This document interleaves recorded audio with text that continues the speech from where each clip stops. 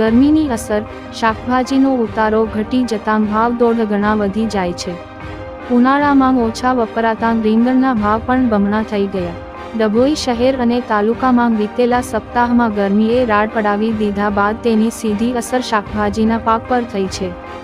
ઉતારો ઘટી જતાં બજારમાં આવક ઘટી ગઈ છે અને ઉનાળામાં વપરાતા ભીંડા, ગવાર, દૂધી, ચોળી સહિતના શાકભાજીમાં 1.5 ગણાથી વધુ ભાવવધારો થઈ ગયો છે।